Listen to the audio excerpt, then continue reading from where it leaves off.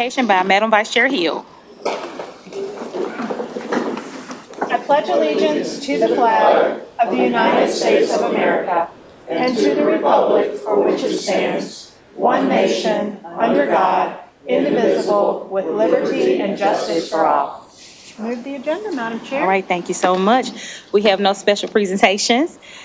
Can I get approval on the minutes? All right, we have a motion and proper second. Minutes will stand without objection. All right, discussion of today's agenda. Council, if you take a look over your agenda today, we have ordinances under final reading, parks and outdoor. We have ordinances on the first reading, which will be covered in our planning and zoning committee today. Right, we have several of those. Resolutions on the economic development, right? And if there's no objection for council, I'll take those as a group. Okay. Mayor's office, we have 2 items there. If no objection, we'll take those as a group as well. Please hit your light if you need anything pulled out. We have planning items and public works and wastewater. Any comments or questions? All right. Council, if you will take a look at next week's proposed agenda. If you have any comments or questions, please hit your light about that. All right. Purchasing questions, we have 4 purchases and 1 sole source purchase. Any comments or questions? All right, council. And then if you would take a look at your 3-week look ahead, look at your future considerations, any comments or questions? All right, don't see any lights. All right, committee reports today. We have both parks and public works as well as planning and zoning today. We did have to move those to this week due to the weather last week. We also have an attorney-client meeting following those. And also today is second Tuesday, so our adjournment today will be until 6. And with that, I will turn it over to Councilman Hester for Parks and Public Works. Thank you, Madam Chair. Can we approve the minutes? Welcome to Parks and Public Works Committee. Madam Clerk, ordinance on final reading, 7A, please.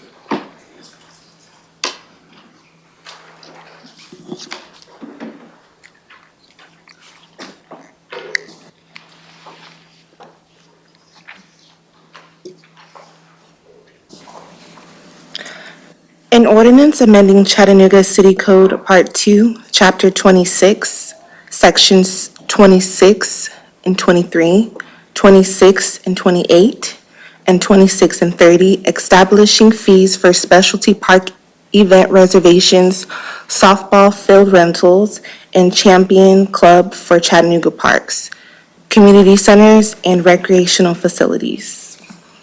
Thank you. 9H, please.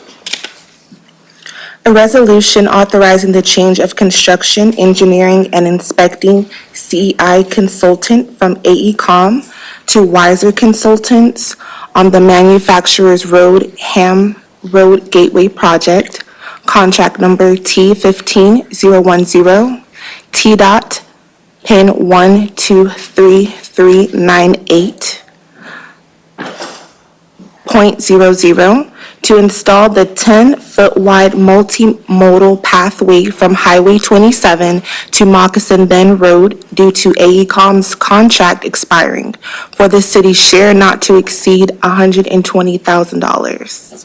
Thank you. I see no hands. Aye, please. A resolution authorizing the administrator for the Department of Public Works to renew year 4 of a 4-year term for the on-call blanket contracts for the geoenvironmental consulting and construction materials testing services. Contract number E21002-301 with the following 7 consultant firms: Geoservices, LLC, Geosyntec Consultants, KS Ware and Associates, LLC, SME, Inc., Stantec Consulting Services, Inc., Terracon Consultants, Inc., and Thompson Engineering, Inc., based upon the 3 service categories of geotechnical, construction materials testing, and environmental services for each qualified consultant for an annual amount of $2 million to be used by all departments. Thank you. I see no hands. Wastewater J, please. A resolution authorizing the administrator of wastewater to approve change order numbers 2, 3, and 4 with Burns and McDonald for contract W17020-101 Dobbs Branch Basin Improvements Phase 2 for an increase of $370,409.83 for an additional project management and construction administration as a result of an extended construction duration for a total amount of $1,397,761.58. Thank you. Next Tuesday, ordinance on first reading, Public Works 8A, please. An ordinance closing and abandoning the unopened right-of-way and the 300 block of Tucker Street as detailed on the attached maps. Okay, resolution 9C, please.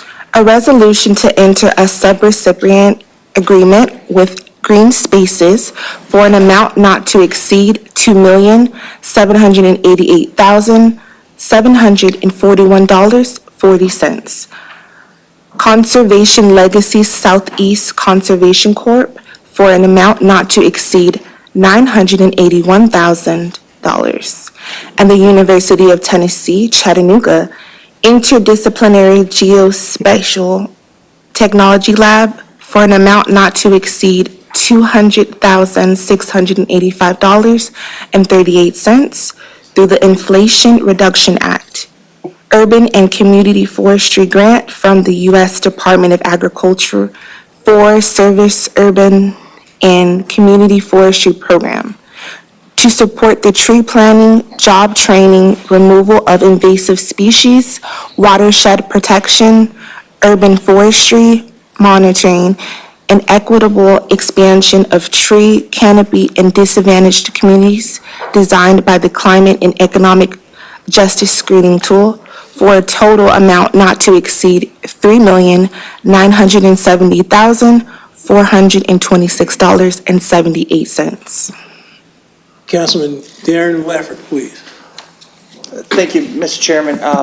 May I ask Councilwoman Hill on item 8A, this has an accompanying rezoning request that goes with it, that we had quite the discussion in Planning Commission. I see it is in Public Works, and so it will not be in our Planning and Zoning. I just was going to ask if there was any issues or conversation we need to have on it, since we do have a case that ties with it. We will need conversation on it, and I apparently was falsely assuming that we would be discussing it in planning and zoning. I thought as well, and I saw it here. I would like a full presentation on it. Was that not something that I could get as part of planning and zoning? I'm happy to entertain it in planning and zoning. If Karen can help us out, I would defer to the chairman of Public Works if he would release it into planning and zoning. We could definitely talk about it there, or we could talk about it now. Obviously, your choice, sir. Do you want to discuss it now? Well, it's a complex case, and I need to see the full Okay. presentation with the lot lines and the accompanying parcels to be able to make an informed Okay, decision well, about that. And We'll I give it to figured you. as much. We'll give it to you. Thank you. Okay, we'll touch it, planning and zoning? Thank you. Very good, thank you. Public. You good, Councilman? Public Works D, please. A resolution authorizing the administrator for the Department of Public Works to execute the consent to assignment of all purchase orders for vendor number 872751, Geo Services LLC, to UES Professional Solutions 19 LLC, relative to the following purchase orders: on blanket call contracts for geo-environmental consulting and construction materials testing services. Contract number E21002-301, purchase agreement number 561823, and continuing environmental consulting services for asbestos, lead, indoor air quality, and other environmental assessments. Contract number E23014-301, purchase agreement number 100604 and purchase order number 133201 for Glenwood Parking Improvements, purchase order number 133146 for Fire Station number 10, concrete repairs, and purchase order number 104363 for Greenway Farm sidewalks. I see no hands. Wastewater E, please.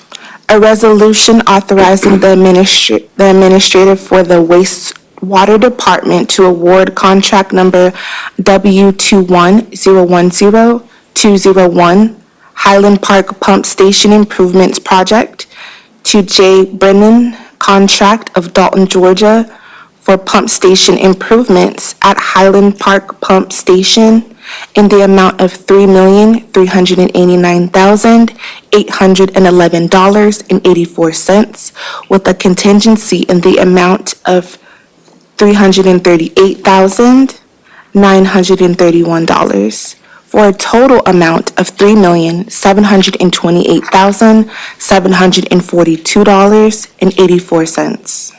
Thank you. F, please. A resolution authorizing the administrator for the wastewater department to approve change order number 1 and 2 with SAC Construction LLC of O'Fallon, Illinois, for contract number W18013-201 South Chickamauga Basins 2 and 4 Interceptor Rehab to increase by $8,254,431 due to additional CCTV sonar services, delays due to the CSXRR enroachment agreement, and the addition of 2,293 linear feet of CIPP lining for a revised amount of $31,225,617.95, with a contingency in the amount of $480,439, for a total amount of $31,706,056.95. Thank you. I see no hands. This concludes Parks and Public Works Committee. I want to thank Ross and Scott Martin and everybody who works for Public Works and Parks. You guys do an outstanding job. Thank you. Next, we'll have planning. with Chairman Lefferts.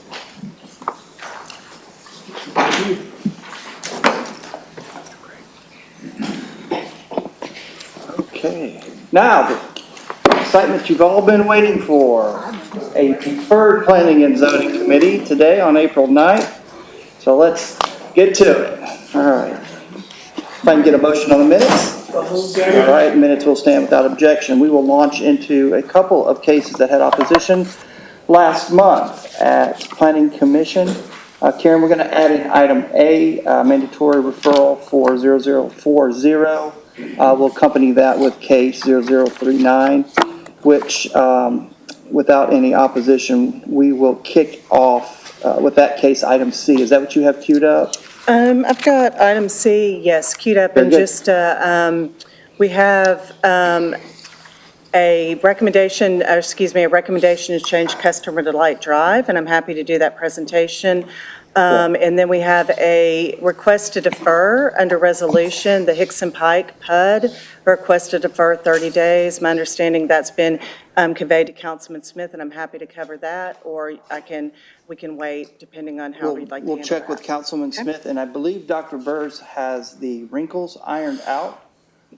So we are not going to require a presentation. Am I reading the cards right, Dr. Burrs? Exactly right. The only thing I guess we have to correct for the record is the drop of a lot of commission, and there's only one commission. That's correct. Yes, ma'am. And I have a slide for that, and I've conveyed that to the city attorney's office. I need a complete presentation Understood. We just, need to correct that, Okay. that condition thing. Yeah, we can do that from the floor at 6. Yes. Yes, ma'am. Okay. Then I think we'll do our best today. Karen, you want to kick us off with 0039? Sure. This is the Tremont Street one that has the mandatory referral companion case, and I can answer what I can on that, but I can explain kind of from the zoning side what we were thinking. So this is a request to rezone 313 Tremont Street from R1 to RTZ residential townhouse zero lot line. The intention is to subdivide the property and construct a single-unit residential detached dwelling fronting Tucker. There's already one on Tremont. So this is associated with case, the mandatory referral case to close the right-of-way on Tucker. So Tremont is sitting below. There is an elevation grade. Tucker is sitting up on the site. And we were requesting a deferral because, and really we're saying they're associated because the site plan for the rezoning includes the area and the right-of-way that's proposed to be abandoned. And because Vice Chair Hill mentioned it, I'll read from the zoning application narrative for this case why the existing zoning is incompatible. The minimum square footage requirements in R1 would not allow for development of the proposed subdivided parcel, and that RTZ allows the smaller lot size. And our understanding was it would need the abandonment of Tucker to be able to make the two lots that are proposed work. My understanding was that the applicant maybe pushed back on that at Planning Commission, but because that's showing in the application materials and site plan, we were encouraging to hear them together as one at one time. I'll note that the site plan, you'll see that little area proposed in the back, that's the proposed partial right-of-way abandonment that's included as part of the site plan. The property is currently R1. There's a mix of use in the area. The R3 is the brown property, and then to the southeast there, the form-based code starts to creep along Tremont Street. There's a mix of single unit and multi-unit in the area. The most recent case, I believe, in the area is the multi-unit residential under construction just west of the site. So Tremont Street, this is existing structure. So looking down, you can see the yellow zoning sign. This is where the right-of-way abandonment would be, and the proposed creation of that second lot and second residential structure.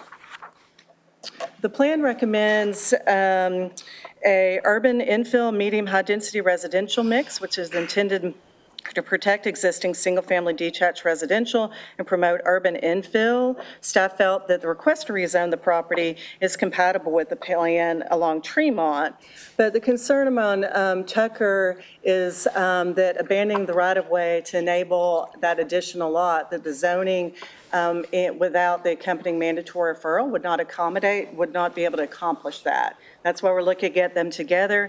And we noted in the staff report at the time that we prepared the staff recommendation for both cases, we noted that we had a comment from CDOT that the applicant, the right-of-way is needed for future erosion control and improvements. So our understanding was CDOT was thinking at that time that the Tucker Street right-of-way, due to topography and the curve, was needed, and that they were not going to be supporting the, at that point where they were in their process, that we would not be supporting the abandonment, which is connected to the zoning. Without the abandonment, we are understanding there's not a lot size to create the second lot. So instead, we recommended the current R1 with accessory dwelling unit. So we said if the intention is to have a residential unit on Tucker, that the ADU would accommodate that. You can do a driveway from there, and then with the recent change to 800 square feet maximum, that does provide an opportunity. So to us, they were connected, and that's why we recommended denial of the zoning. My understanding is the mandatory referral, I've not read the full report, is on there for recommendation for denial. So I would defer to the applicant if they've run the numbers and feel that they, with or without it, or depending on how council acts, that the RTZ zoning, the single-family detached are not a concern. It's the zoning itself that does it accomplish anything. If that mandatory that right-of-way is not abandoned, I would defer to the applicant to answer that question. But to us, they were connected for that reason. Madam Vice Chair. Thank you very much. Karen, can we go to the slide that shows the zoning of the parcels around? Yes. Yes, this. Okay, can you tell me about ERA2 in this orange parcel that fronts Tucker Street? So that is the form-based code residential attached, 2 stories. We do not have the land use plan does not provide recommendations for the upper side of Tucker Street, so we defer to the comp plan. It's not included in the North Shore plan, and that's considered a development intensity area of 1 in the comprehensive plan due to the steep topography. So that was one factor. We did note that on Tremont, you see that lot split right next to it, where there's a lot that fronts on Tucker and the lot that fronts on Tremont. So we did put that into the calculation. We just weren't sure with not if that right-of-way was going to be available or not, and if it's not available, whether starting that pattern, continuing that pattern of allowing, whether that was even needed. Because you can have the ADU, and if there's a desire to have a unit there, we felt that that was the better approach and would enable it, particularly with our understanding that right-of-way might not be available. So it looks like this parcel on Tucker was zoned ERA2 in 2018 from R4. What is the difference between ERA2/3 and RTZ? Because what I'm thinking is we're working form-based code into this section of Tremont. We've got a section a little bit closer to Fraser that was recently rezoned into a form-based code form. And RTZ just feels like this random RTZ zone versus the form-based. So talk to me about the difference there. Okay, so I think we were thinking of it as we're outside the North Shore plan for now, north of where we are in Tucker. So we don't have, is that Because of going to be a Tucker. form-based code expansion area? Are we reinforcing single-family detached there? We don't have a plan, we have a plan underway. So whether, we would be looking for the plan recommendations for the extension down Tremont. What is that looking like? And then is there an intent to change the future land use pattern along Tucker? So the applicant was proposing a residential unit, which is supported by the plan and supported by staff. The technicality of how that happens, because you can do that in existing zoning with the ADU without abandoning right-of-way, that was our recommendation to make that residential unit happen. So we do not have a policy, a land use policy for extending form-based code along Tucker. We would be waiting, I think, for our new land use plan to provide that guidance. And because we're looking at the entirety and then we're with the understanding that then the intent is to subdivide the lot, Yes. that's why you're thinking about why the ERA isn't part of the conversation, except the ERA does exist, form-based does exist along Tucker currently. Right. With the curve and getting outside the North Shore plan, I think extending, the applicant didn't ask for it either, but you're right, that could have gone into the consideration. I think that Tucker might look a little different than Tremont does. Oh, it So, looks a lot different. yeah, A so whole lot kind of different. guidance from the extension of the form-based code, I think, is needed along there. Yeah, it's a Mountain Goat Trail. it is a goat trail. It is 100% Well, not and that's built for partly why we vehicles. tried to Up there all show the the time. pictures a little bit of like, we had more planning commission. Go to look But at pits. We have pits up there. yeah, this gives a better idea of kind of what the Tremont Street, and it's much different along Tucker, so. Very, very different. Yes. Karen, if I remember correctly, one of the tipping points in the conversation that led to a motion to approve was precedence was set on the next adjacent property that it had already been abandoned and we had a situation of precedence. Is Yes. Can you walk us through, if you remember? So I that don't conversation? remember the discussion fully. We did talk with CDOT staff. We spent a lot of time talking about this one because you already have the property just to the east has already been subdivided. We want single-family detached. The plan supports that. Because this is starting to enter that curve and the topography, that is why we held off, and that's kind of why we're waiting to have that discussion on what happens with the right-of-way. And if I remember also correctly, the ADU option obviously was presented, but the owner of the property actually wants to build a larger home there, so that it was outside of the ADU parameters. And the ADU would be rental property, and a subdivision and a home could be sold too. Well, and the applicant also has expressed a desire that it would become their home, and it's difficult to get an ADU finance, whereas you can get a home finance. That said, I am looking at this parcel, I'm not looking at this project, and this could be sold in a hot second with new zoning, and that would be within their rights, so I've really got to look at what is the best use of this land over the long term. One of the things that came up in conversation with the applicant is, and I do fully intend to, I was going to defer this anyway, so it makes perfect sense that we would have the two together.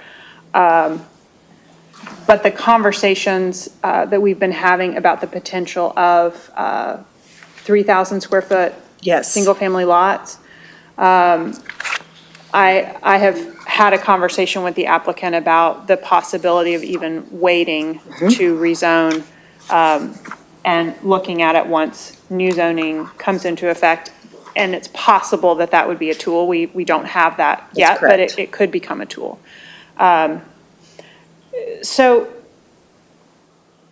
who can talk to me about the history of the right-of-way abandonment and give me a full presentation on that, Karen? We can do that. We will work through the right-of-way going up Tucker and show the cases and the recommendations along the way. We'll have that for I can have that for the next meeting. I mean, steep slopes are about all that remains in North Chattanooga to be built. And the fact that this is I believe, a tier 1 slope, it's a high intensity, level 1 slope with the least potential for development.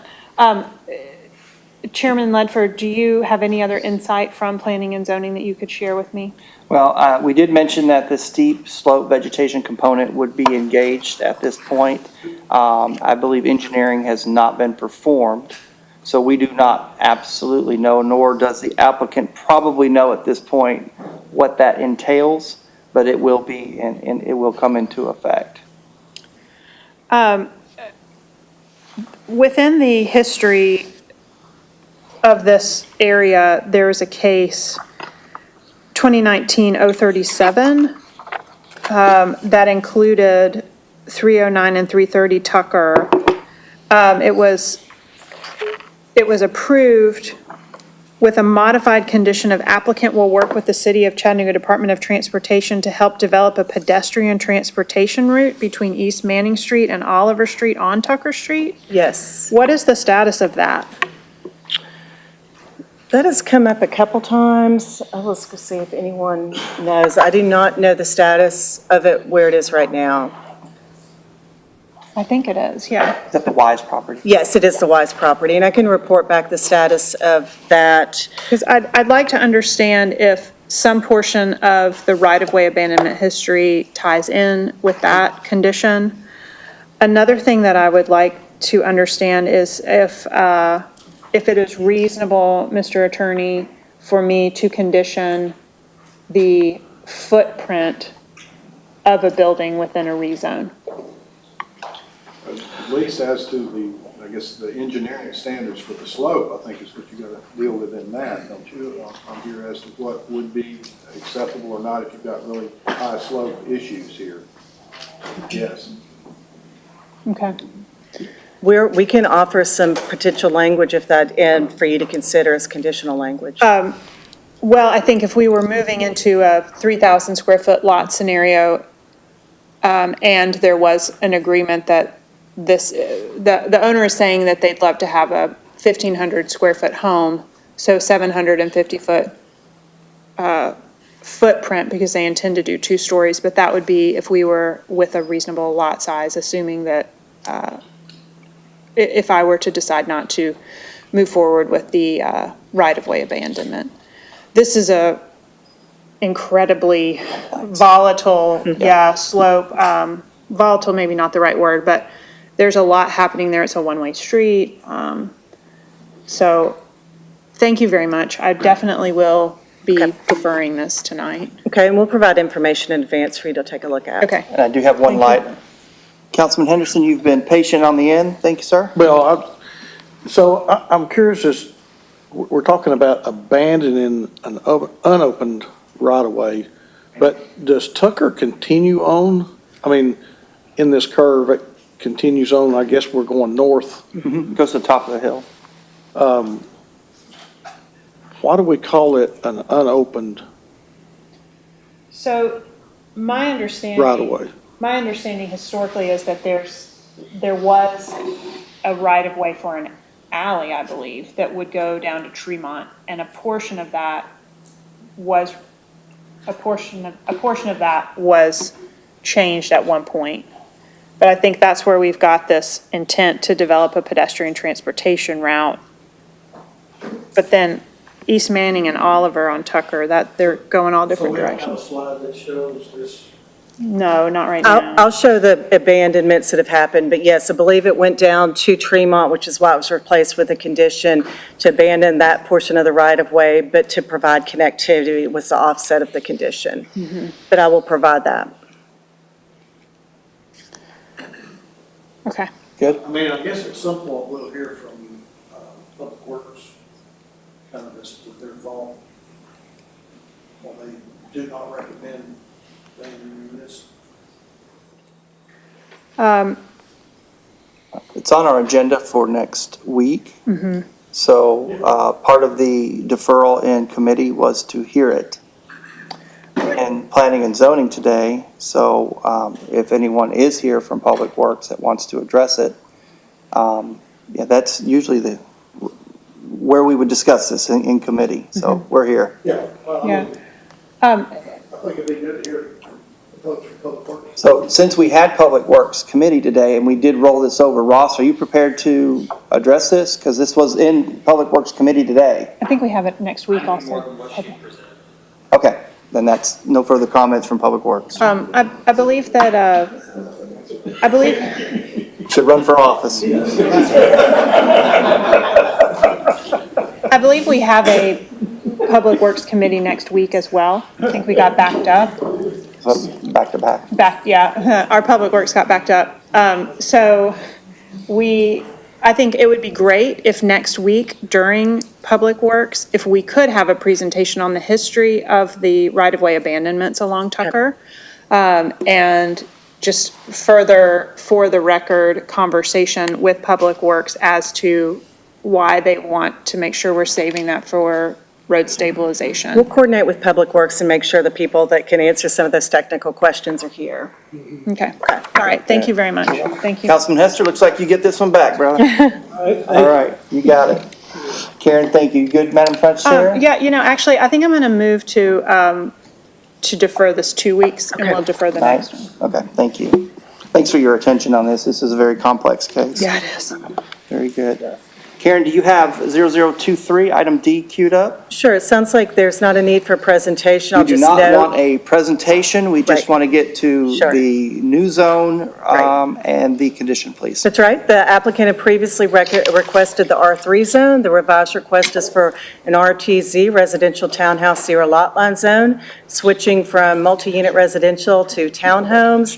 The one condition that's requested has been, I believe, worked out with the community through meetings, is shown on the screen, that required perimeter tree buffer planting shall consist of multiple species types with no one specific tree species constituting more than 33% of the total number of trees planted within the required buffer area. I have one question. Mr. Chair, Yes, ma'am. You have the mic. go back to the original slide where it said staff would deny. So it's my understanding through a lot of discussion, if it's going to RTZ, Under RTZ. would staff still deny? I made a note from their staff report that we said during the original recommendation that the RTZ zone would be more appropriate here at this location. That's what I thought. Yes. So I don't want to, people look at this and it might be misleading. And so what's happened is a really neat Right. thing where a lot of people got together and worked something out. So I would at least like for the record that staff might give a different response now, if That's you would, correct. please. Staff supported a residential, that RTZ zone and felt that that was a more appropriate transitional zone, and it's supported by the plan. That's correct. Okay, and supported by the public now, Mr. Chair. Thank you for Yes. indulging me, but I wanted to. Yes, ma'am, no, you're fine. We've All all right. heard the conversation, so I'm glad we were able to come to a compromise. Madam Chair, I see under my name, so it's throwing me off here. Madam Chair? Yes, I had two items. Item 0038, could we just read the conditions in the record so then they can be heard? Sure. Karen or Phil, do you want to take that? Yes, hold on one second. Whoever, it's a race. Whoever gets to it first wins. There's a prize. I think I may have it here, Karen. Thank you. Oh, Phil. I've got maximum building height of 25 feet and auto-oriented uses, adult-oriented establishments, kennel, animal daycare facility, animal grooming service, and similar uses for small domestic animals, hospitals, and self-service storage facilities are prohibited. Those two conditions. All right, thank you so much. Just wanted those to make sure they're read and the applicant is aware of those as well. Sure. And then item 0044, I had a request from the applicant because they are doing a horizontal property regime to fit in with our new sewer guidelines, to rezone this from URA3 to URM3, and wanted to see what was the process, if that would be a delay, or could we move this as an alternate version? While we ask that, would that trigger a major modification?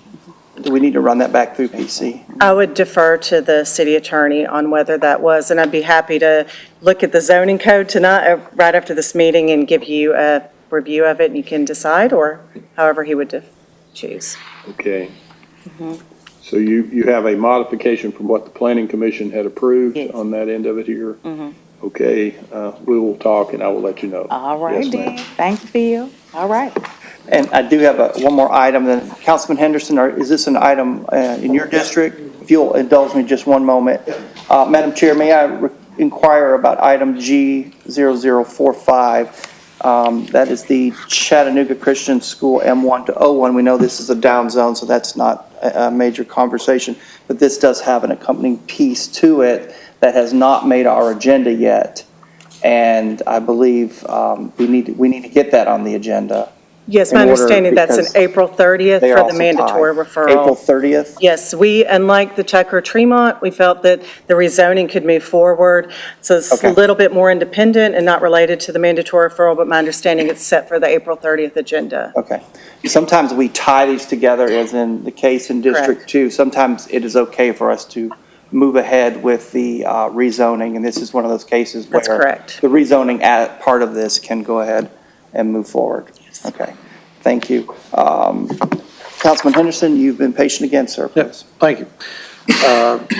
Case number 0041, Madam Chair, I just want you to be aware tonight, I've received an email from the applicant requesting that this be deferred to the May 14th agenda. Phil, I don't remember, it seems like at one point we have deferred items in our committee and not had to deal with them on, in the actual voting meeting. Is that something that we can do here? This is at least the agenda setting for the meeting on here. You can do that. It's always good when the public meeting, if someone did not get notice, it might be a next door neighbor coming this evening, to at least announce that as well during your 6 p.m. meeting, especially since it's zoning night. Well, we could just defer it at later, but they're not going to be able to be here tonight, and he wanted to make sure that he was here for it, so Yeah. I'll just defer it then. Just deferral would be better on the record if we could. At Yes. 6 PM? Yes. Councilman, you are correct. We have taken action in committee, but I think with the first hearing scheduled, that it is always wise to at least mention it again. So however you want to, Follow the process. however you want to play it out, sir, is fine. We'll follow your lead on that. Karen, I'm going to try to get us back into rhythm here. 0030, item H. Yes, this is a rezoning on Dodson Avenue from R1 to R2 for a 2-unit residence. There wasn't any opposition, but it does come with a planning commission recommendation to deny, so I try to highlight those. It has a staff recommendation to deny. Just briefly, this is in the area of the historic River to Ridge area plan that recommends single-family detached residential only, and the applicant wasn't at planning commission. So staff noted that the parcel is already made up of 2 lots of record. There's already 2 lots there. So the applicant's proposing 1 duplex, which is 2 units. Staff was noting that instead of abandoning the lot line and building a duplex, there is a possibility for 2 single-family dwellings and an ADU if desired. So there can already be 2 or 4 units on the property as it is. And so as it's in the overlay and as it already allows 2 or 4 units by right, staff recommended deny. And this is just reinforcing it has lot line to be abandoned and combined into 1 lot. So appears the applicant's aware there are 2 lots there because there was not ability to discuss it at planning commission. It's moving forward with a recommendation to deny. And this, before I hit Councilwoman Coonrod, do you have any comments? This is a deferral coming from at 6 o'clock? Okay, thank you. Karen, this might be a little bit appropriate time to talk a little bit how we're starting to, or RPA is starting to use the ADU in a recommendation in their denial process, because the goal in reaching out and talking more with applicants in what the final outcome is. And you want to touch on that just a little bit? Because we're hearing this repeated.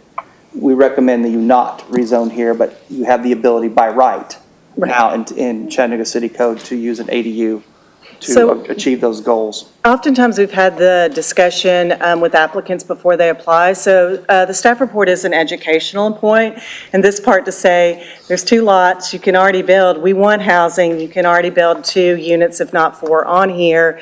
And because prior to the ADU ordinance, staff would have recommended denial. The recommendation is single family only. There's not, it's mostly single unit in the area. So staff would have recommended denial. In this case, we're able to say, however, there's the ability to continue to go ahead and develop the property, particularly with the 800 square foot maximum change, which allows, we're understanding, a 2-bedroom, 1 bath. It's just an additional housing opportunity. And what's interesting is when that opportunity is presented, we're seeing at Planning Commission, as in a case yesterday, multiple withdrawals on the spot. That's correct. When folks are presented with that option, so. I think we had 3 keep pushing that yesterday. up front. Right. So we're not having to talk about it as much at Planning Commission, but we're starting to see the effect of that, so. And we do try to talk to staff about, or excuse me, applicants with, you have a lot, and a lot's different from a parcel, so what can you do here? So we do talk to quite a few people. Some of those never become applicants, of course. Just a good time to mention the progress of ADU. Councilman Smith, we have a deferred item on deck, item F, I believe. Maybe that will continue on to deferral? Yes, sir, I'll be making that motion this evening. All right, we will look for that. So we're kicking the ball forward on several cases tonight. Phil, we have a special exceptions permit under item G. Yes, sir. Okay, we'll deal with that at 6 o'clock. Council, are there any other cases that you would like to talk about that's on the agenda or in our packet that we have not discussed? Now's the time. We do have an attorney-client in the conference room following this, and we will return back to the dais at 6 o'clock. Thank you.